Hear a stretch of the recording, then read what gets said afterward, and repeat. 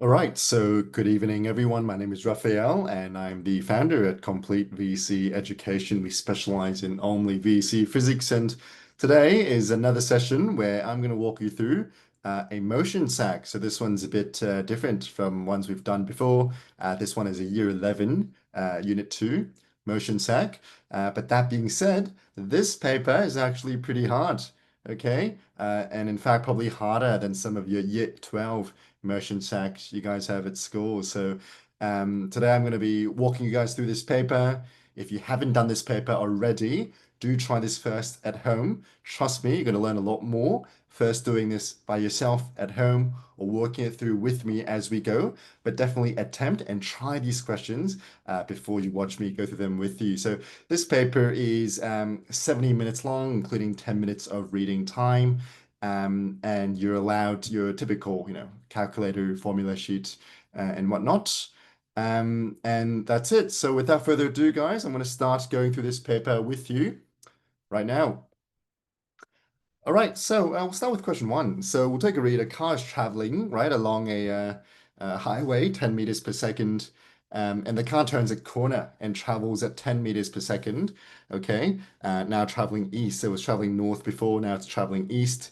So the speed is the same. Speed doesn't have a direction, but the direction has changed. Okay, so for question one, the correct answer is D. Okay, because the momentum of the car has changed. The reason is because momentum P equals mv, right? So your mass times your velocity, and velocity has a direction, and so does momentum. Momentum is a vector, okay? So vector. So D is the correct answer. A is wrong because speed of the car has not changed. Okay, it's still 10 meters per second. That has not changed. The kinetic energy of the car has not changed. So B is wrong as well. Kinetic energy is given by Ke equals half mv squared. And the V here represents speed, right? And this doesn't really have a direction and it's squared anyway. So C is the velocity has not changed. It definitely has. Velocity is a vector. The direction has changed. So it's not C. No, question two. So which of the following statements regarding Newton's laws, Newton's first law is correct? This one is just straight rote learning, guys. And the correct answer for question two is C, right? According to Newton's first law, stationary objects will remain stationary unless a net unbalanced force acts on them. So the others are all wrong. Question three, a super bouncy ball hits a wall with a velocity of 7 meters per second east, okay? And then rebounds. So you've got the ball and it goes 7 meters per second east. It rebounds later at a velocity of 6 meters per second west, okay? Let's define a positive direction. We always want to define, first of all, the plane that we're resolving in.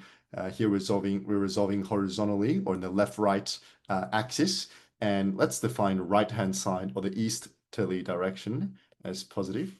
In this case, change in velocity or delta V. Delta anything is just final of that thing minus initial of that thing. So it's final velocity minus initial velocity. In that case, final velocity is what exactly, guys? Final velocity is 6 meters per second rebounding to the left or the west, and that's a -6.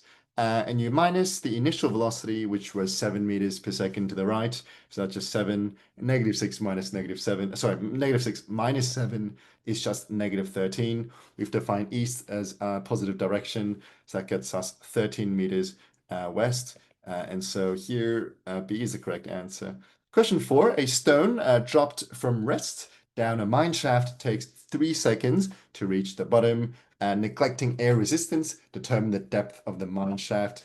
Okay, so again, with all these questions, do pause and try them out yourselves with the pen and paper before you continue. These questions get a lot harder. Okay, so this one is just a straight up SUVAT question. So what we do is we write the variables that we want to sub in side by side like this. And we also want to define a direction as well. In this case, probably easier. You're dropping something vertically downwards to define downwards as positive. So let's define downwards as positive. We're trying to find the depth of the mine shaft. So S, which is a displacement, is a negative. So it's a question mark. Initial velocity, dropping it from rest, right? So U is 0. Your final velocity really doesn't matter for this question. Your acceleration is just gravity. So that's 9.81, positive 9.81, because we've defined going down as positive. and the time is 3 seconds. Okay, so the variables we've got is S, U, A, and T.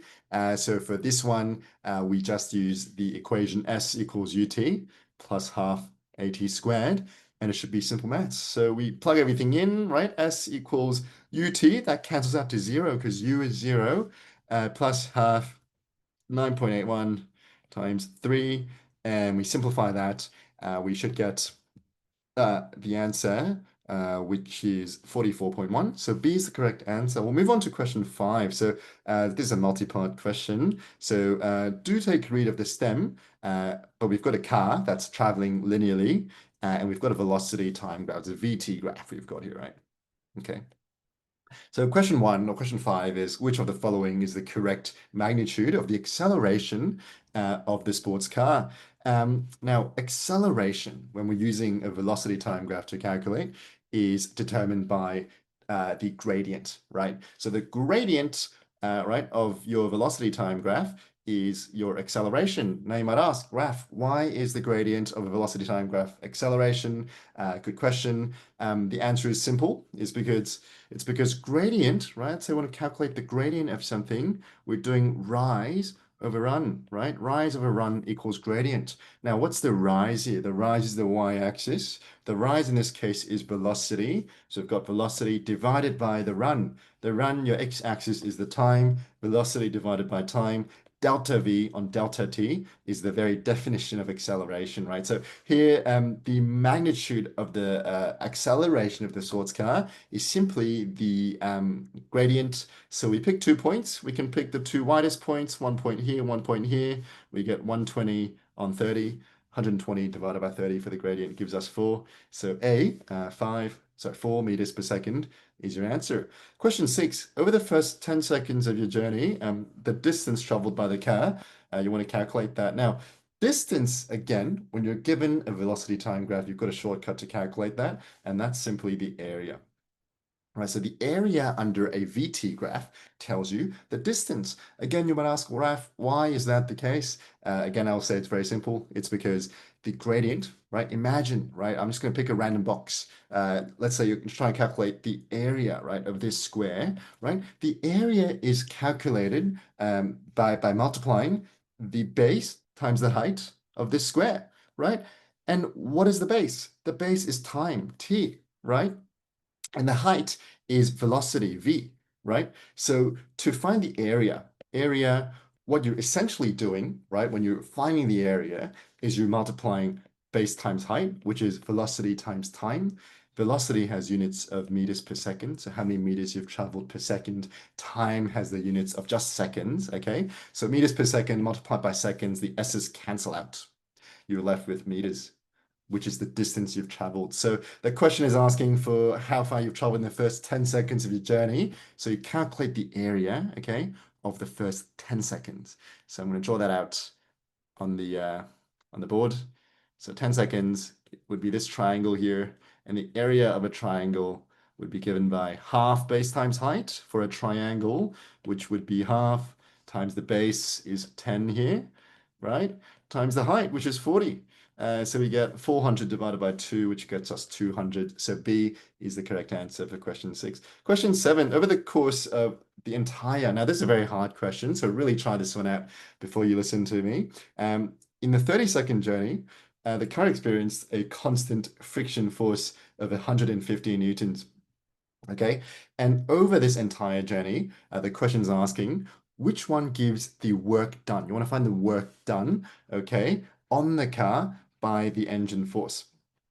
And this is a very peculiar question. It's not looking for the net work done. It's looking for the work done specifically by the component that's contributed by the engine, right? So there's the work done by the engine force. That's very important. Let's draw this diagram out. Imagine your car is moving to the right. Okay, that's a velocity.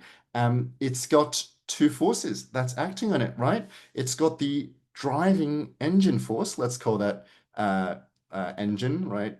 Or force engine, or force engine that's propelling it forward. And the questions told us that it's got a constant friction force of 150 newtons backwards. So let's draw that in as well. Your friction force is 150 newtons. Let's set rightwards as your positive direction. Um, now, work, okay, is given by the formula force times displacement, okay? And so the work done by the engine is given by the force from the engine multiplied by the displacement or the distance that you've traveled. Okay, so in order to find this, work done by the engine, we have to first find the force of the engine. And for this one, right, to find, I'm going to use some space at the top to find F of engine. We first have to use Newton's second law. So by the way, this is a very, very hard question. So really bear with me and really try to follow along with me. To find the force of the engine, we have to use Newton's second law. What is that? Sigma F, or net force, equals ma.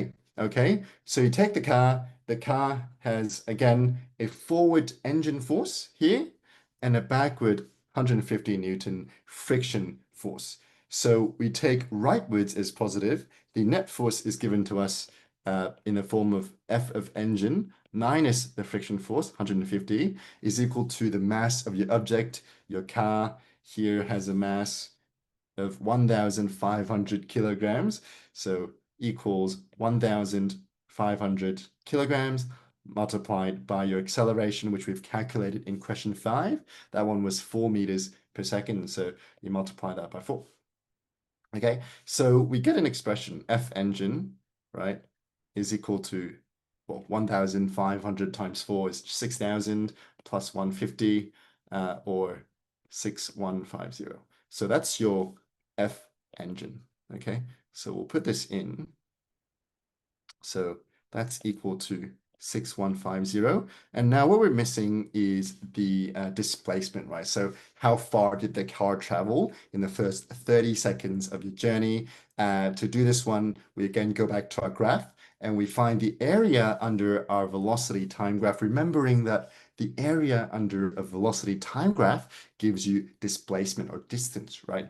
So in this case, over 30 seconds, that's the entirety of this graph, right? We calculate the entire area of the whole triangle, and this one is just half base times height again, so half BH, which is half of 120, which is the height of your graph, multiplied by the base, which is 30 seconds. So half times 120 times 30.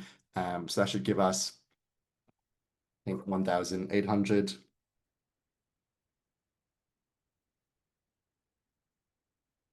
Yep, so 1,800. Okay. So that's the displacement that you've traveled. So your final answer should be work done by the engine equals the force from the engine multiplied by how far you've traveled, which is 6,150 multiplied by 1,800. You put that in your calculator, and we should get 11 million, right? 0.70000, or 11.07 mega, right? Mega is a million, 11.07 megajoules. So C would be your answer here. And that is, in fact, the correct answer for question 7. So if you've got so far, if you can kind of understand a few steps along the way, you've done very well. We'll keep going, okay? The questions later wouldn't be as hard as this one, at least for multiple choice. Question 8, the law of conservation of momentum can be stated as, so we'll go through each one. So option A, the sum of momentum before the collision and after the collision is equal. That sounds pretty good to me, because the law of conservation of momentum states that the momentum P total of the initial system is going to be equal to the total momentum, right? P total after, or final, right? So P tot initial equals P tot final. So that sounds about right to me. So we'll just check through the other options as well. So option B, momentum can neither be destroyed nor created, only change in form. Look, momentum only has one form, so this is more for energy, okay? So B is not right. C, the product of the momentum before the collision is always greater than the product of the momentum after. And D, the product of the momentum before the collision is equal to the product of the momentum after. There's no sort of kind of correlation in the product of your momentums before or after any system. So C and D would be wrong. We'll move on to question 9. So here, Bob is standing in an office elevator. So the elevator is traveling downwards, right? So its velocity is going down, as illustrated in the diagram, but the acceleration, right? It's accelerating 2 meters per second squared upwards, right? Its acceleration is actually upwards, okay? So you're like, how's that possible? It's possible because the whole elevator is going down, but it's slowing down as it's going down. Imagine you're in a tall building, you're on level 100, you're going all the way down, and you're almost reaching the ground floor where you want to stop. And at the very end, maybe the last 5, 10 stories, the elevator would start to brake and start to slow down. That's what this situation here is describing. Okay, so questions asking which of the following is true? As usual, we'll go through each one. All right, so A says Bob feels heavier than usual, and the normal force acting on him is 736.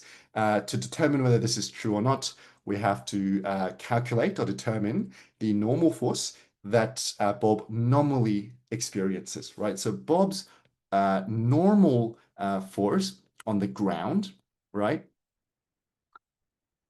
On ground level is as follows. Imagine Bob is here, right? The forces acting on Bob, there's only two. There's gravity or mg going down, and there's normal force, N, going up. So when Bob is on the ground, that's the reference normal force.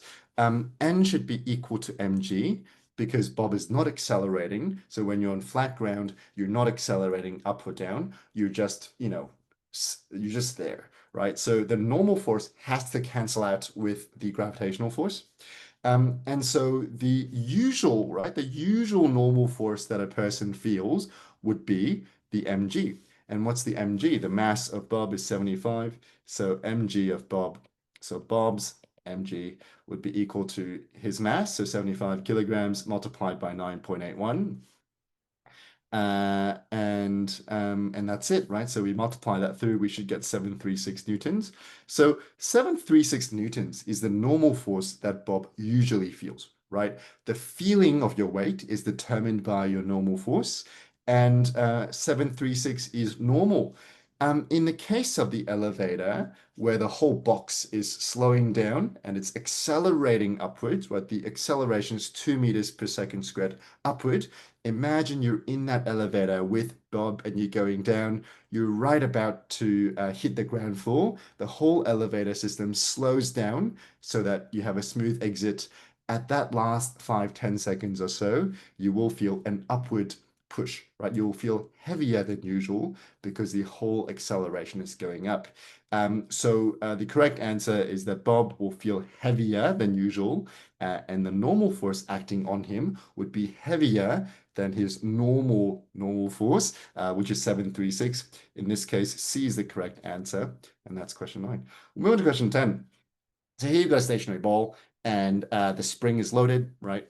And you release the spring, the ball first gains kinetic energy. So initially you've got spring energy, we call that ES, right? Strain energy.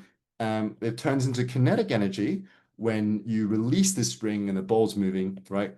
But as the ball kind of climbs up the ramp at the very top, you've got no more kinetic energy.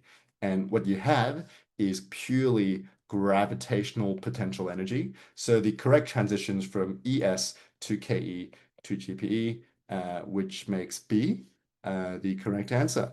Let's move on to question 11. Work done is given by the formula W equals Fs, right? So force times displacement. What is the condition associated with the force F and displacement S? So for question 11, the answer is just A, okay? Force and displacement must be parallel to each other. That's the very criteria, or the minimum criteria for W equals Fs. We'll go through the other options. If F and S are perpendicular to each other, this doesn't apply.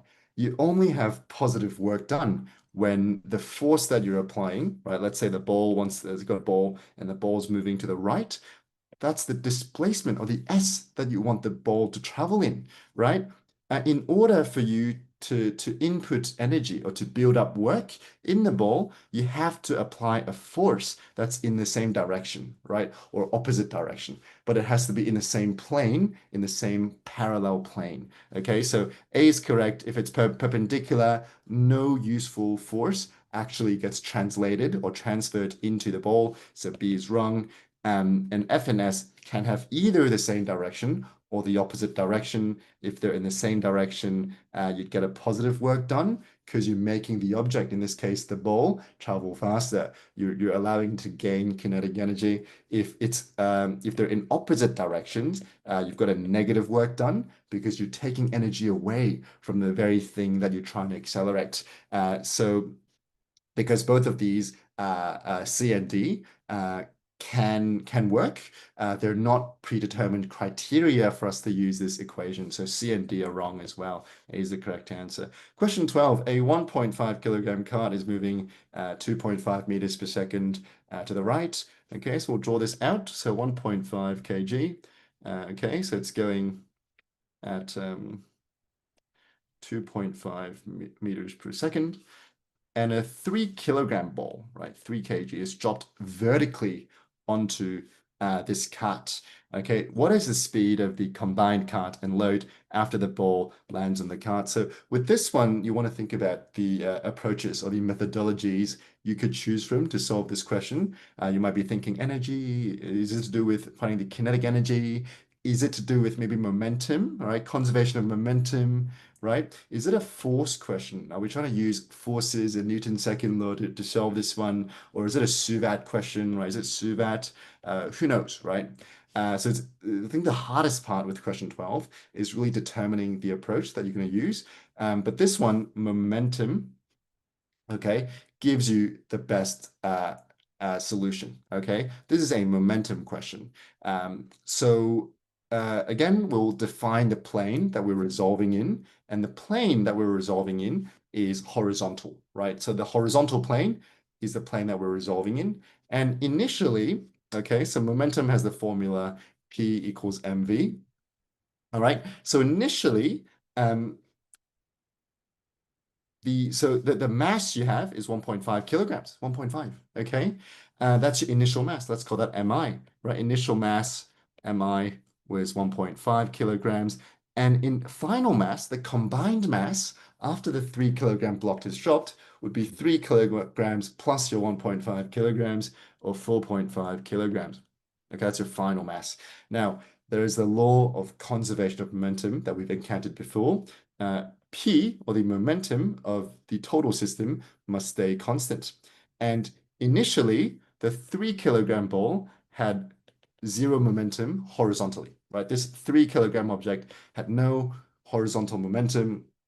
And so essentially when you're tripling, right, when you're timesing 3 or tripling the mass of your whole system, once you add the 3 kilogram block into the cart, in order for the total momentum of the system to stay the same, you must have a reduction or a 3 times reduction in your velocity in order for the conservation of energy to hold true. So in this case, you divide 2.5 meters per second by 3, we get about 0.83, and D is the correct answer for question 12. Let's move on to question 13. For an oscillating spring mass system containing a mass attached to a spring hanging vertically from a ceiling, which of the following statements is true?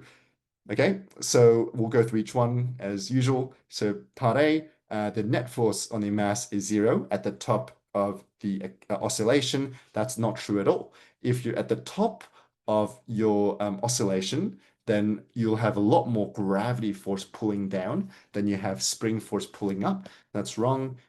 B, the maximum speed of the mass occurs at a point where the net force is 0. Now that's the correct answer, right?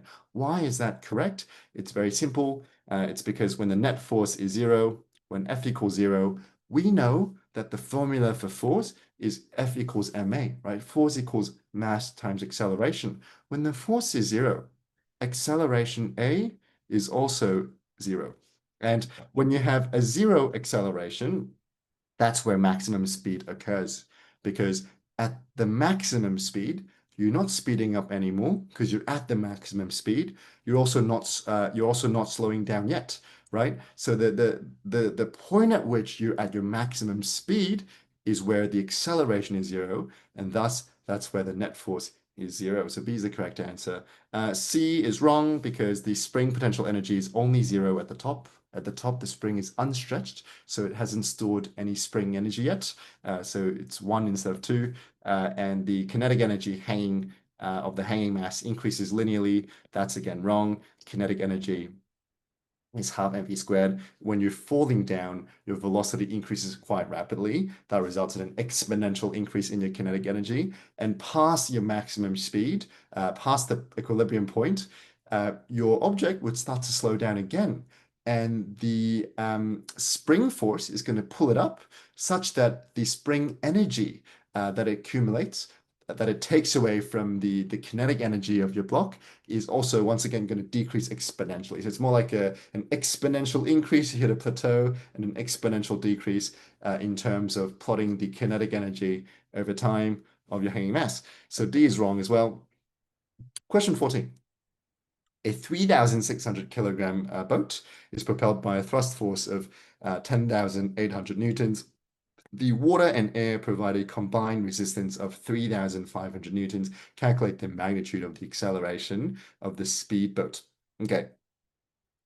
So this one is pretty straightforward. We'll draw a diagram. So that's our speedboat. It's 3,600 kg.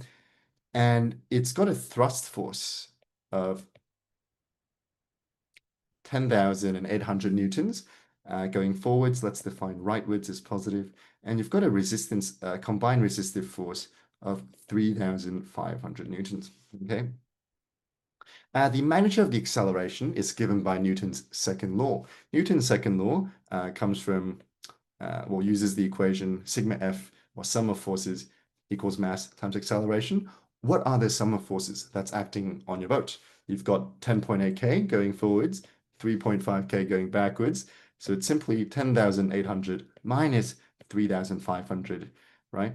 Equals the mass of your object, which is 3,600 kilograms, multiplied by your acceleration A. So we put that in the calculator, we get about 2, roughly 2. Okay, so B is our answer. And okay, we come to our last multiple choice question, question 15. In which of the following scenarios is there a non-zero net torque in the system? So we'll go through each one. Question A stationary seesaw. Okay, so a stationary seesaw with people equal mass on each side.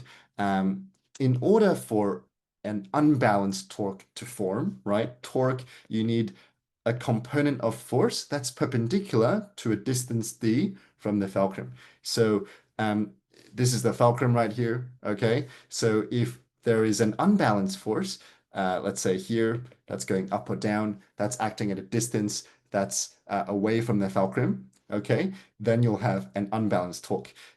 In the example of A, you've got, people of equal mass on each side of your seesaw, and they're also the same distance away. So they kind of cancel each other out, right? This torque cancels out that torque. And so the net torque is actually zero. So it's zero. So A is wrong. A stationary Ferris wheel is not turning. Again, torque is, think about it as rotational force or turning force. Right, rotating force. A stationary Ferris wheel is not rotating, so it can't have a rotating force. A stationary seesaw, again, stationary, it's wrong already. And part D, a seesaw oscillating about the center. D is the correct answer in this case. So that brings us to the conclusion of our multiple choice. We'll go through the short answer. Okay, there's 8 questions in total in 45 marks. All right, question 1. We want to identify the quantities below as either vectors or scalars. Keep in mind, guys, vectors have a direction, right? Scalars doesn't have a direction. It's the magnitude only plus a sign. You can have positive or negative, but it wouldn't have a direction. So distance is scalar, speed is a scalar quantity, velocity has a directional component, time only goes in one direction, torque is a vector because torque can be anti-clockwise, which is directional, or clockwise. Momentum, as we've said before, is a vector quantity with a direction. Force is actually a vector as well. Energy is just a number, so it's scalar. Question 2. So this is your typical projectile motion. You start with an initial launch velocity of 20 meters per second for your object, and you're firing at an initial angle of 75 degrees above the horizontal. The first question is to calculate the horizontal component of the initial velocity. So we can draw this diagram out a bit more clearly. So we've got 20 meters per second going at an angle of 75. So I might change this just slightly to make it a bit easier to draw. So this is 75 degrees. The horizontal component is the bottom component here, and this one is just adjacent, right? So this side is adjacent, oops, over hypotenuse, right? So adjacent over hypotenuse is just cosine. So 20 cosine 75 would give you the horizontal component. So 20 cosine 75 degrees is 5.2 to two significant figures. Part B, as the ball rises from the ground towards the highest point, it experiences an energy transformation. What is the energy transformation? Initially, have a think, what energy does the object have? Initially, it's launched at a velocity, so it's got kinetic energy, okay? At the highest point, if it's launched, so at the highest point, it still has some kinetic energy, but a lot of that energy is being transformed into gravitational potential energy. So the transformation it experiences is going from kinetic energy to GPE. Question 3. So the diagram below illustrates a cylindrical block sliding down so a rough inclined plane. What this implies is that it will have friction, okay, acting against its direction of motion. Part A, on the above diagram, label all the forces that's acting on your block. So, all right, so we can label it. Always gravity is can't be missed. Gravity goes down, so that's just mg or FG. All right, I always have normal force. So normal force just is always in the direction that's perpendicular to whatever surface that you're on. So in this case, it'll be just like this, right? Normal. And again, it's a rough surface, so we've got friction as well going back in the direction of the ramp. Okay, part B, given the block experiences a constant friction force of 17 newtons, show that the block experiences a constant acceleration of magnitude 0.57 meters per second squared. Okay, so 0.57 meters squared. Okay, so we're trying to find the acceleration of your block. Okay, so I think we've done this a few times now. The correct approach is resolving using forces. For that, we'll require Newton's second law. So we'll quote Newton's second law, okay, which has, again, the equation sigma F, or sum of all the forces, equals ma. Okay, sigma F, what are all the forces that's acting on your block? Well, first of all, we'll have to define the plane that we're resolving, the direction that we're resolving in. And the direction that we're resolving in, let's make it down the ramp as positive to make it easy. So resolving down the ramp, okay, down the ramp. All right, we've got two forces. Okay, that's acting down the ramp. The first one is the component. So if we draw a perpendicular here, there's a component of the gravitational force that's acting down the ramp. Okay, so let's call that FG down ramp, right? That's the component of gravity that's going down the ramp, that's acting down the ramp. And there's also frictional force, so FR, okay, that's acting backwards. All right, so that's it, right? There's also the normal force, of course, but the normal force is in a direction that's perpendicular to the axis that we're trying to resolve in. So we'll ignore that for now. Okay, so sigma F equals FG down ramp minus friction force, which is equal to your cylindrical block, which has a mass of 15 kilograms, 15 multiplied by the acceleration A that we're trying to prove. So FG down the ramp, we can calculate it using trigonometry. So we know this angle is 10 degrees because this angle is 10 degrees. So that means this angle has to be 10 degrees because these two triangles are similar triangles. So the smallest angle there at the bottom is the same 10 degrees. And the component down the ramp is opposite, right? Opposite over hypotenuse. So opposite over hypotenuse would give us FG down the ramp as being equal to mg. Now it's sine 10 degrees, okay? It's mg sine theta, okay? And that's pretty much it. So we'll sub this into your calculations. Fg down the ramp would be mg sine theta. So it's just 15 kilograms times 9.81 times sine 10 degrees. Okay, minus your frictional force was 17, so minus 17 equals 15A. Now it's simple maths. You calculate and solve for A, and we should get A once again to be 0.57 meters per second as per the question's requirement. Part C, from the block starting point where it is initially stationary, the block travels a distance of 25 meters to reach the end of the slope. Using your answer from part B, calculate the final speed of the block. Okay, so using your answer from part B, yeah. Okay, so the block travels 25 meters to reach the end of the slope. You want to find the final speed. Okay, so this one is just suvat. So as you could have guessed, we've got pretty much everything we need. We've got the acceleration from part B. We've got your initial velocity, right? Initial velocity was 0 because you're dropping the block from rest, okay? And you're trying to find the final velocity. That's your question mark. Your acceleration is given in part B, which was 0.57 down the ramp.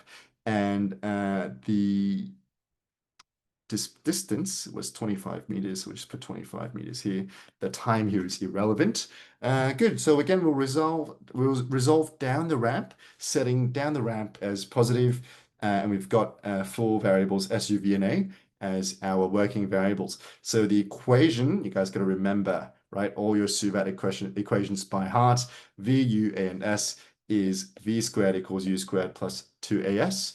Now we just simply sub numbers in, right? 0 squared plus 2 times 0.57 times 25.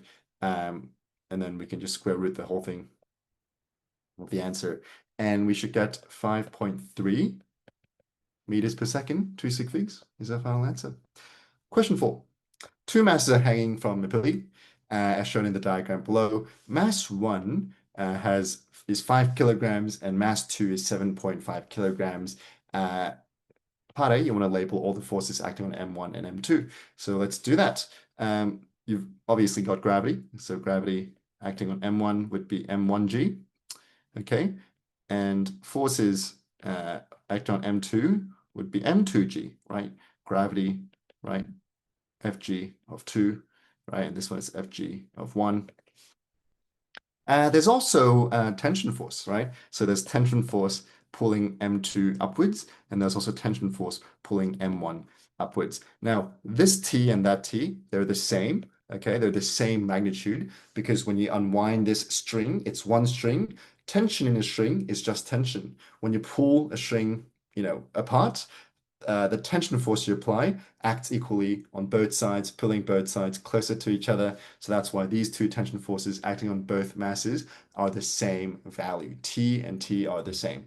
That's it. So that's 2 marks. We'll move on. Part B, calculate the acceleration of M1. So give both the magnitude and direction. So, okay, we'll try to calculate M1. So for this one, we will have to use, again, Newton's second law. So before we do that, this is a bit more complicated of a setup. So let's set a direction. So we're resolving in the plane of the string, right? It's a weird plane, but we're resolving in the plane of the string. And so let's set the direction as this. Going clockwise and then downwards is our positive direction, okay? So everything that's within that kind of curvature is positive. Anything against that in the anti-clockwise direction we count as a negative force. Okay, so now we'll do the same thing. So Newton's second law, we start with sigma F equals ma, okay? Now we're going to pick an object. Let's focus on the whole system. Imagine the whole system unwinded, okay? Pick on the whole thing as your focus object and treat that as one object to apply Newton's second law upon.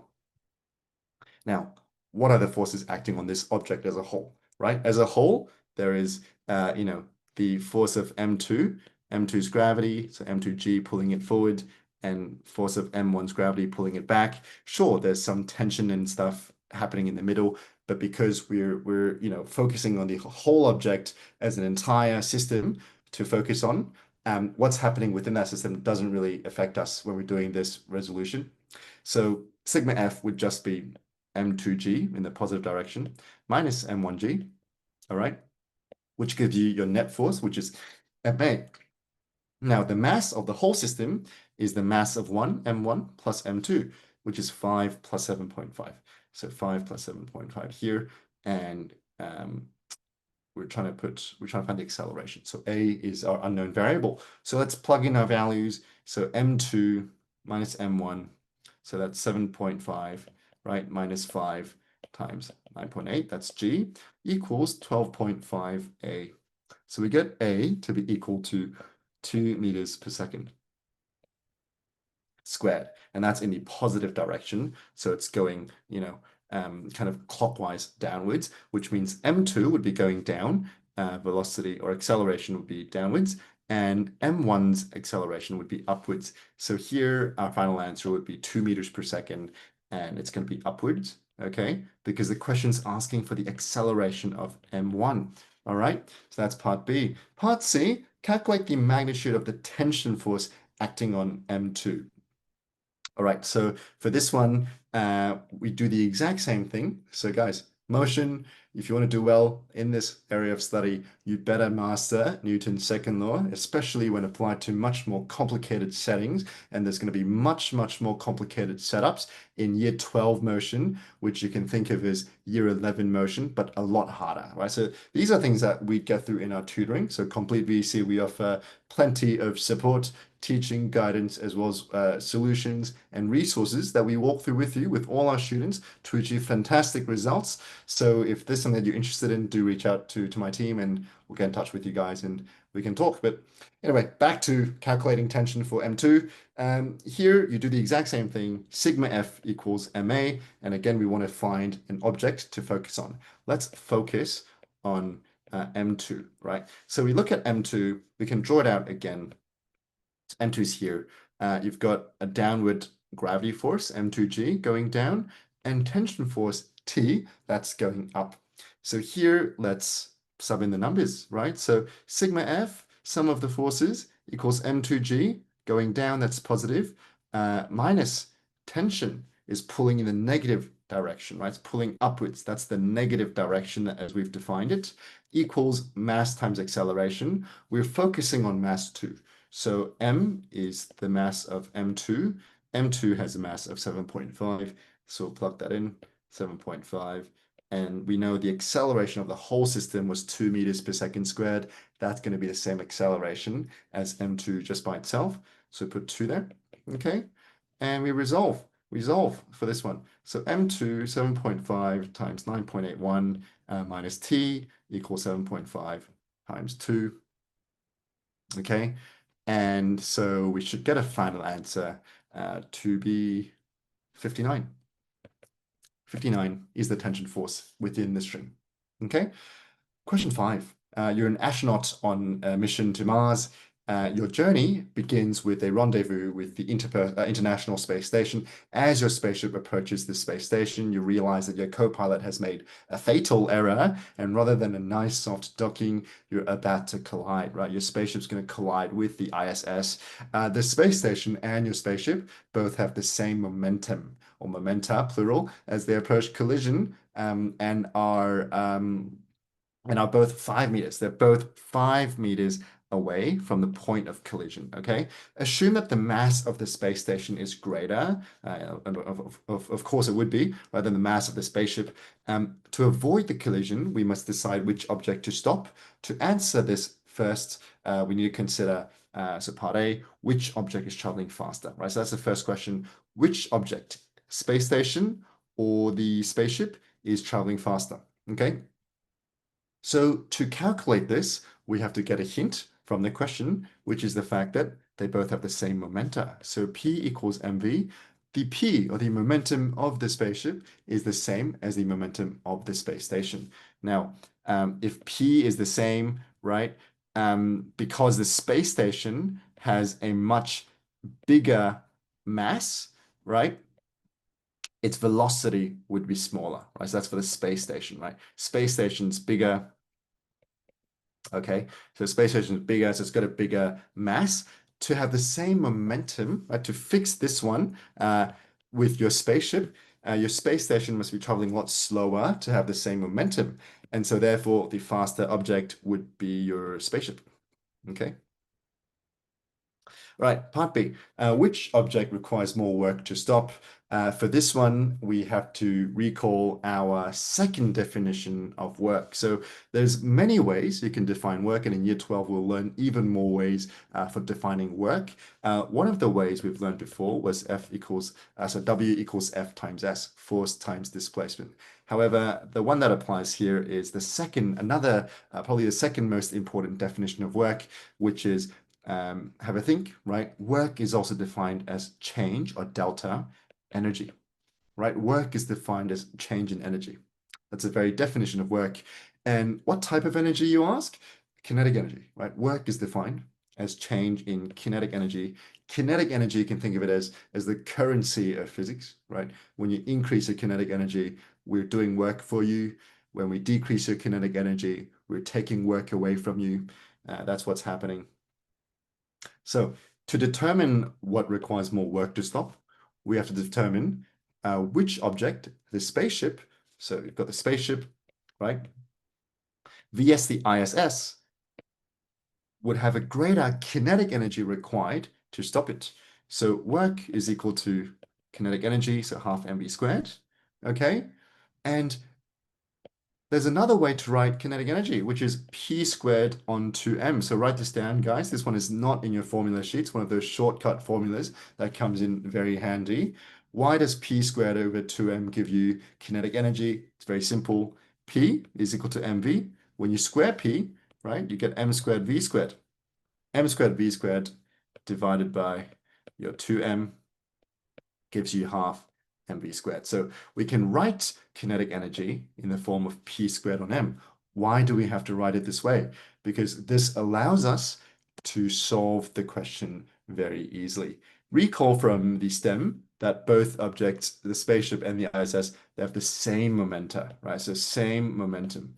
Their momentum, or p, is the same. That means the top is fixed. So what that means is we'll look at the mass, right? In terms of the mass, the spaceship, right? The spaceship has a smaller mass, right? Smaller mass because it's smaller. So the spaceship's mass is smaller actually. And because this expression is in the denominator, right? So I'll write it out again. Work equals p squared on 2m. The top p squared is fixed. And when your mass is a lot smaller as the spaceship, the work required to stop it would be a lot greater. Again, because the mass is in the denominator, when you reduce the denominator, you increase the overall value of the work required. So the spaceship, okay, once again, the spaceship would require more work to stop. Okay, so spaceship requires more work to stop. And that's your answer for part B. Okay, so part C, which object requires more force to stop in time in order to avoid collision? This one, we take yet again another definition of work, which is actually a first definition. We say W equals Fs, okay? Which one requires more force to stop? We look at this equation, we rearrange, right? Force to stop is equal to the work required divided by the distance or the displacement you have to stop it. Recall from the STEM in the question that both the space station and the ISS are 5 meters. They're 5 meters from the point of collision for both of them. So the displacement, or the denominator here, is fixed. So whoever has a greater work requirement would have a greater force requirement for stoppage. And yes, as we've identified in part B, right, the spaceship has a higher work requirement to stop it.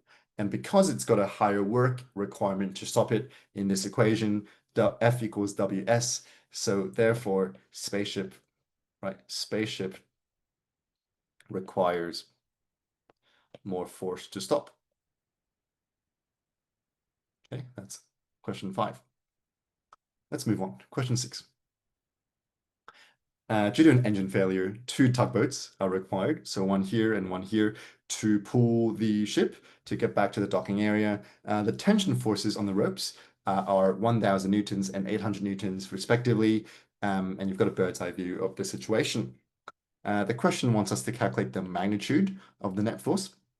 Okay, so magnitude alongside the angle it makes from the horizontal. Okay, so let's define the axes which we're resolving. The first axis is the horizontal axis, so we're resolving left and right. Let's define rightwards as positive, and we're also resolving vertically, right? So let's define the upward direction as positive as well, so we can write it like this.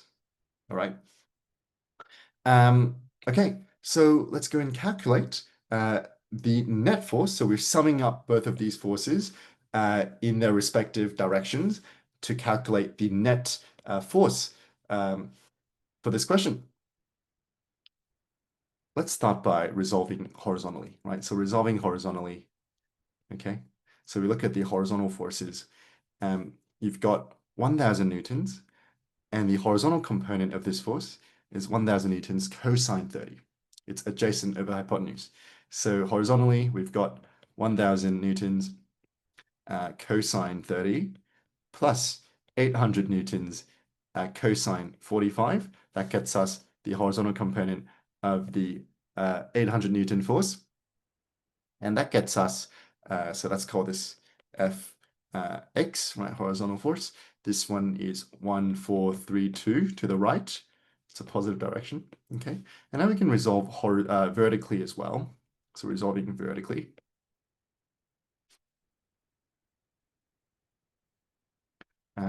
So Fy equals, vertically you have this force, so the 1,000 Newton force going up, that'll be 1,000 sine 30 this time, okay? And then the 800 Newton force, you'll have a vertical component pulling down. This one would be opposite of the hypotenuse this time. So this would be minus, remember, upwards is positive, downwards is a negative direction. So it's minus 800 sine 45. Okay, so that gets us negative 65.7 newtons, right? So what that means is the net force we have can be calculated from a triangle that we can create from these 2 components of the net forces. So the horizontal net force was 1432 going to the right, and the vertical one is 65.7 negative, so it'd be downward. So Fy would be 65.7 downwards, and so the net force would be calculated from these 2 components. So this we use simple Pythagoras, right? So F net is equal to square root of Fx plus square of Fy, okay? So we plug that in, so that's 1432 squared plus 65.7 squared, all rooted, and that gets us a nice and simple 1.43, okay, times 10 to the 3 newtons. And the direction or the angle below the horizontal that it makes would be just tangent, right? So this one is opposite, right? Fy is your opposite side over your adjacent, right? So tan theta, opposite over adjacent, is equal to Fy on Fx, which is 65.7 on 1432. So you inverse tan this quantity to get the theta, and the theta should be 2.63 degrees going downwards, okay? Below, right? Below horizontal line. Okay. Okay, almost done. So 2 more questions. Question 7. Let's move on. A rider on a bike with a combined mass of 80 kilograms is traveling at 20 meters per second east when they bump into a 65 kilogram rollerblader traveling at 10 meters per second east as well. The rollerblader moves away from the collision at 25 meters per second east. Calculate the change in momentum of the rollerblade. I think this is one of the easier questions after all we've done before. So let's draw this out as usual. So let's start with the biker. So it's a 80 kilogram biker. Let's call this bike. And it's traveling 20 meters per second. Okay, to the right. And they bump into a 65 kilogram rollerblader. Let's call that RB. That's traveling 10 meters per second right as well. And afterwards, right, after the collision, the 65 kilogram rollerblader RB travels 25, right, meters per second to the east. Let's define rightwards as a positive direction. Now we can calculate the change in momentum of the rollerblader, right? So this guy over here. All right. So change in momentum, delta V, is given by m delta V. All right. So the mass of the rollerblader is simple, 65. And the change in momentum is, change in velocity is final velocity minus initial. Your final velocity was 25 meters per second east. And your initial velocity was 10, just at the top here. So your final answer should be 65 times 15, which gets us 980, okay, or 9.8 times 10 to the 2 kilogram meters per second. And the direction is positive, so to be east. Part B, use the principle of conservation of momentum to determine the final velocity of the bike rider. All right, so this one, we use the standard kind of conservation of momentum formula, which is namely m1u1 plus m2u2 equals m1v1 plus m2v2. Now, u represents initial velocity, v represents final velocity, and you have to know that. So we'll plug in the numbers. Let bike be object 1, okay? And we'll let rollerblader be object 2, okay? So bike has a mass of 80 kilograms, so it's 80 with an initial velocity of 20 in the positive direction towards the right or east, plus m2, which is 65, multiplied by initial velocity of 10, equals 80 times the velocity of the bike, final velocity of the bike, let's call that v1, plus m2, which was 65, once again, mass of the rollerblader, multiplied by 25, which is the final velocity east of the rollerblader. So we simplify all of that, and we should get v1 to be equal to 7.8 meters per second, and it's positive, so the direction would be eastwards as we've defined. Yeah, east is positive. All right, part C, calculate or otherwise determine the change in momentum of the bike rider. So the change in momentum of the bike rider has just a simple equation. In fact, for this one, we don't even need an equation. Sure, I mean, delta P is, m delta V, but here it's a lot easier to use the conservation, right? Conservation of momentum to find your momentum of the bike rider. It's very simple because this is an interaction between two objects, between the bike on one hand, right, and the rollerblader on the other hand. If the bike has pushed the rollerblader, to have a change in momentum towards the right, then by the law of conservation of energy, then the change in momentum that's acting on the bike from the rollerblader should be the exact same magnitude in the opposite direction. So just recall the law of conservation of momentum, right? The momentum of a system, total, initial, is going to be equal to the total momentum of a system, P tot final. And so because of that, delta P acting on the rollerblader is going to be equal to the delta P acting on the bike, but in the opposite direction. So for this one, we simply quote part A, which was 9.8, right, times 10 to the 2, except in the opposite direction, west. Right, we're coming to our very, very final question, so it's good to end off on a kind of simpler tone, and that's on torque. So two people stand on a giant seesaw. You've got a fulcrum here in the middle, and the masses of the people are given here. So 60 kilograms for the right person and 90 kilograms for the left person. Calculate the magnitude of the net torque on the balance. So this one is very straightforward. First of all, we have to define a direction, right? So this is a rotational direction. We define it as either positive or negative. So we can define anti-clockwise as positive to follow the convention. Okay, so anti-clockwise, AC is positive, and clockwise is negative. And in this case, tau net or torque net is equal to torque of person one, right? Person one, which is the person on the right, 60 kilogram person. Yes, minus the torque of person two. All right. Sorry, I think we've got a mistake here. Anti-clockwise. Sorry, no. My apologies. Clockwise should be positive, so clockwise, that makes more sense. Clockwise should be positive. Anti-clockwise would be negative, right? And so, yeah, we'll define clockwise as the positive direction. So, yeah, the torque net equals the torque of object one minus the torque of object two, because object one is going clockwise, object two is going anti-clockwise. And so we've got T1 minus T2, or tau 1 minus tau 2. Torque has the formula F perpendicular D. So force of 1 perpendicular distance of 1 minus force of 2 perpendicular the distance of 2.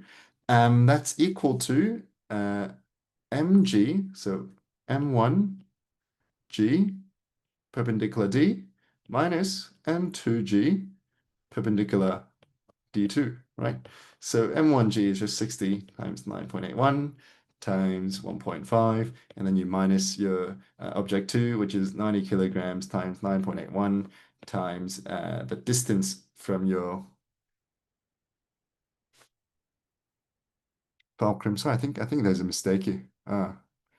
90 kilograms. 60 kilograms is 1.5. So it says that the person on the right is 60 kilograms. Yeah, 60 times minus 90 times 1.5. Okay, yeah, we did something wrong here. My apologies. I think this should be flipped around. So I think this should be the 60 kilogram object, and the right-hand side should be the 90 kilogram object. My apologies. So that should be reversed, left. Okay. Oh, sorry, no. I read the question wrong. My apologies. So the left person, okay, standing 1.5 meters from the fulcrum, has a mass of 60 kilograms. Yes, okay, that's person one, and then person two has a mass of 90 kilograms, and it's standing 0.7 meters to the right of the fulcrum. My apologies. So we'll redo everything, and we can solve again. So yes, so the direction initially was right. So we'll set anti-clockwise as positive, AC is positive, and C is negative. Okay, so same as before, torque net equals torque of 1 minus torque of 2. Everything here is correct. That's correct, correct. And 60 times 9.81 times 1.5 minus 90 times 9.81 times 0.7. Okay, now we're on the right track. We should get a total torque of positive 265 units for torque is Newton meters, and that would be anti-clockwise. And so that's our final answer. 265 Newton meters anti-clockwise is our direction, and that's the completion of this paper, right? So again, this is a very, very hard paper, and we've designed it to be very hard on purpose so that you get the practice you need or the motivation you need to kind of study hard and work towards doing very well in your Unit 2 SAC, because the Unit 2 SAC in Year 11 is of extreme importance for Year 12, right? If you don't build a very solid foundation for Unit 2 in Year 11, it's going to be a lot harder for you to do very well in Year 12, because the concepts are mainly the same, and Year 12 motion builds on top of Year 11 motion. You're going to have a hard time, and you're not going to do well in Year 12 if this is not easy for you. So we set these questions hard, we make these papers very hard to really motivate you guys to study more and to understand these concepts at a deeper level. If you're someone who's looking for tutoring and wants some private or personalized support to give you some motivation, build some confidence, and give you the right direction, and at Complete VCE Education, we've taught over 500 students just for VCE Physics. We specialize in just this one subject, and we've helped numerous students achieve a 40+ raw score. We are here to help, so do reach out to us and give us phone call, a message, and we'll reach out to you and we can talk. But apart from that, very good work, guys, today for doing this together with me, and I hope you've learned something. All the best. Thanks for your time. Bye-bye.